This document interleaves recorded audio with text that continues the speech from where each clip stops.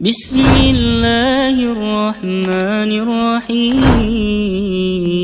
والعصر إن الإنسان لفي خسر إلا الذين آمنوا وعملوا الصالحات وتواصوا بالحق وتواصوا بالصبر.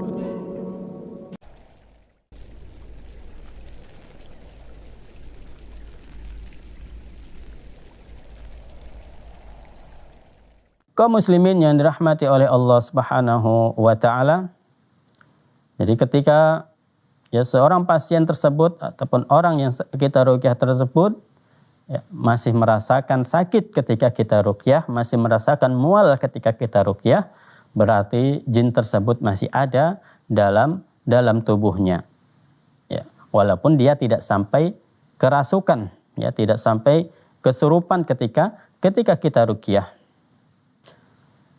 Dan kemudian di sini dia juga tidak lagi mengalami mimpi buruk. Ya, jadi ini juga adalah salah satu tanda memang jin tersebut sudah pergi, sudah lari sudah keluar dari tubuh si pasien tersebut.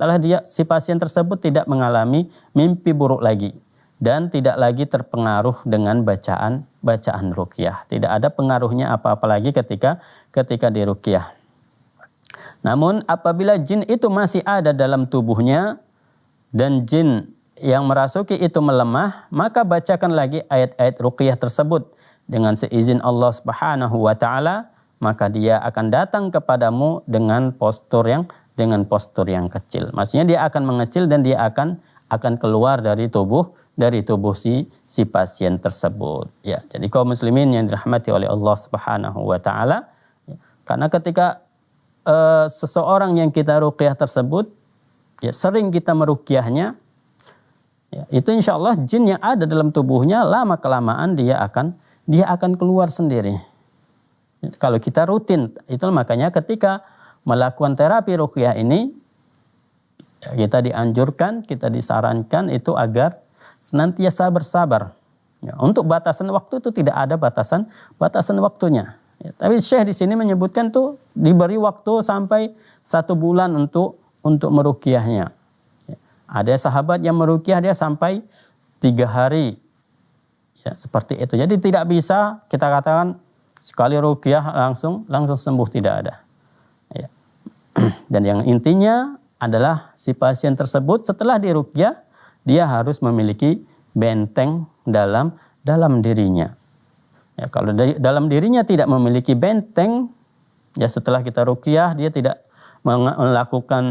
tidak menjaga sholat jamaahnya, dan dia suka mendengarkan musik, suka mendengarkan nyanyian, kemudian tidak berwudu sebelum tidur, ataupun dia menggantungkan gambar-gambar, ini jin itu akan sangat mudah kembali lagi ke dalam tubuhnya. Tapi kalau dia melakukan semua yang adab-adab yang diajarkan oleh Rasulullah SAW dalam kehidupannya sehari-hari, maka insya Allah dengan izin Allah Subhanahu wa taala jin tersebut akan keluar dari tubuhnya. Ya, baik itu yang pasien yang dia karena sihir, ataupun gangguan biasa.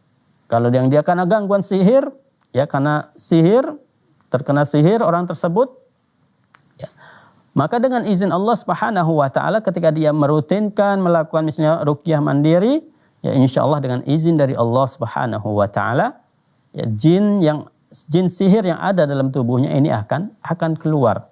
Ataupun Allah Subhanahu wa taala akan memberikan kepadanya petunjuk di mana buhul tersebut ditanam. Di mana ikatan-ikatan tersebut dipendam.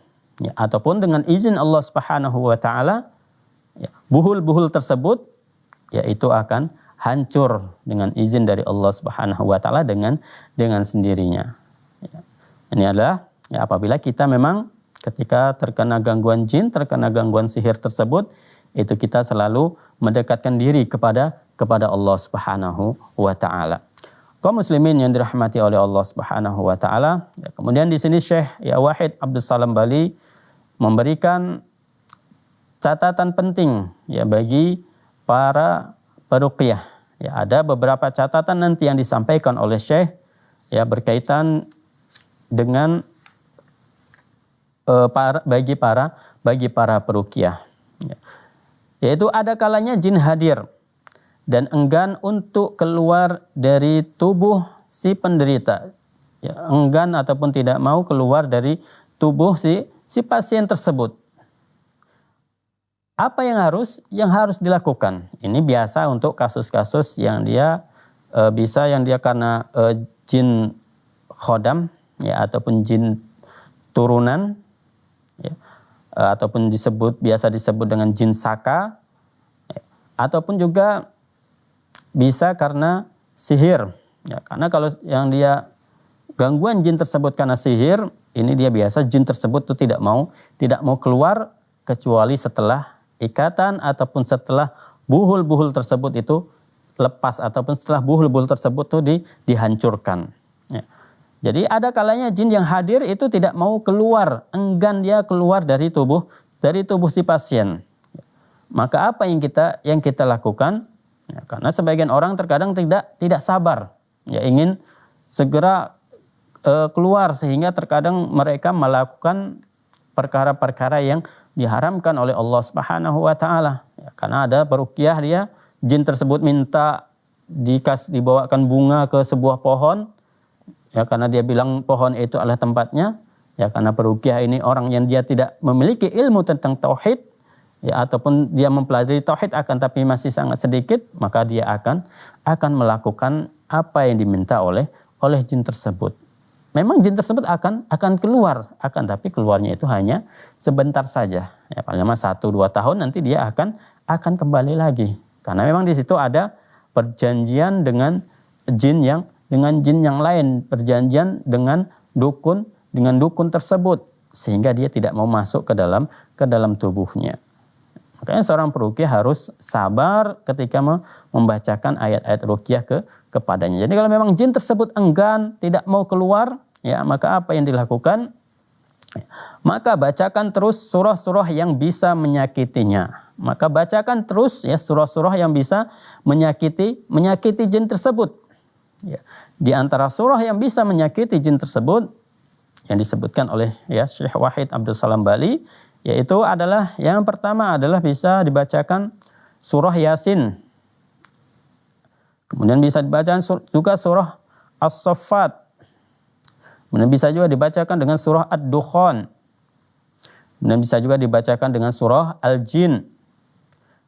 Ataupun bisa dengan surah akhir dari surah Al-Hasyr. Ataupun dia di akhir dari kemudian bacakan juga surah Al-Humazah dan surah Al-A'la. Atau juga bisa juga ditambah lagi dengan surah Al-Kafirun.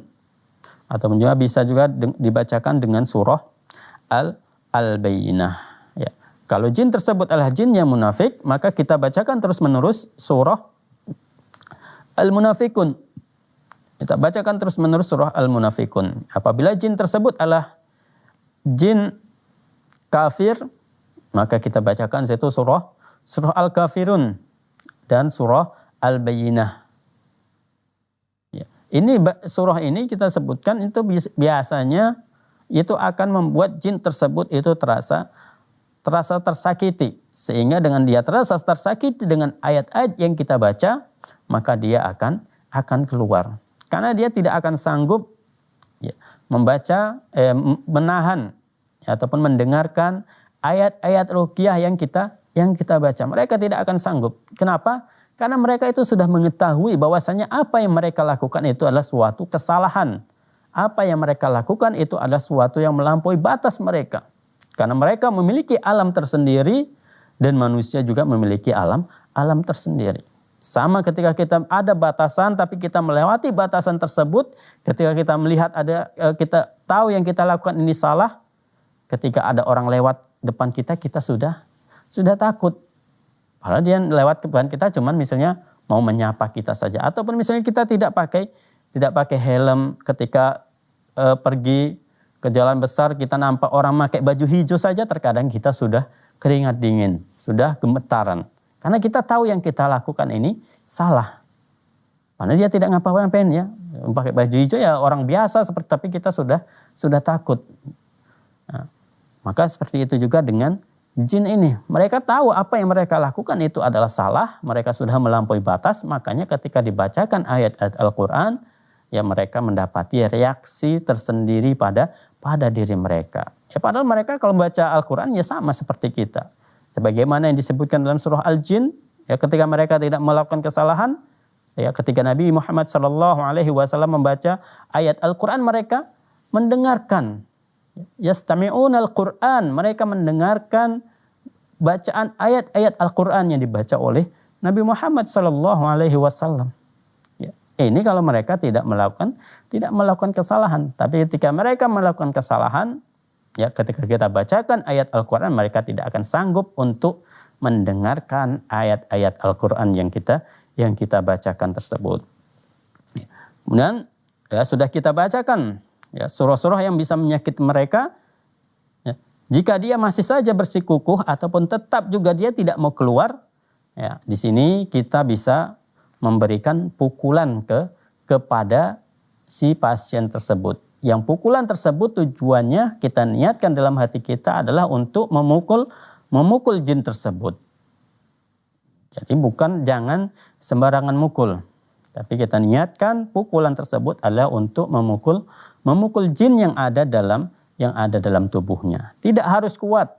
Ya, karena kalau kuat dikhawatirkan ada nanti bekas-bekas di tubuh si pasien tersebut. Kemudian kalau juga ya sudah dipukul juga dia tidak mau, ya kalau masih tetap bersikukuh juga, maka berikanlah kepada si penderita cara-cara membentengi diri sebagaimana yang telah diterangkan di atas untuk ia amalkan selama sebulan penuh.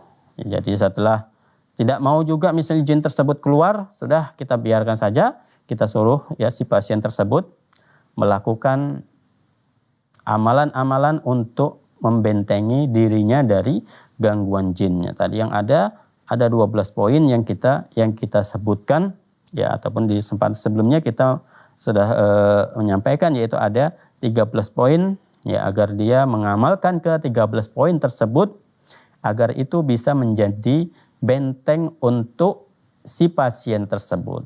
Ketika dia misalnya melakukan sholat berjamaah, maka sholat berjamaahnya ini akan menjadi benteng untuk si pasien. Ketika dia tidak mendengarkan nyanyian, ya dengan tidak mendengarkan nyanyian tersebut, itu dia tidak mengundang jin tersebut. Karena kalau kita mendengarkan nyanyian, mendengarkan musik, ya maka kita berarti mengundang jin tersebut hadir ke dalam tubuh kita. Ya, jadi kaum muslimin yang dirahmati oleh Allah Subhanahu wa taala, coba kita lakukan ya amalan-amalan yang bisa membentengi diri kita lakukan selama 1 bulan. Setelah 1 bulan diruqyah lagi. Insyaallah dengan izin dari Allah Subhanahu wa taala, ya, jin yang ada dalam tubuhnya ini akan mulai melemah.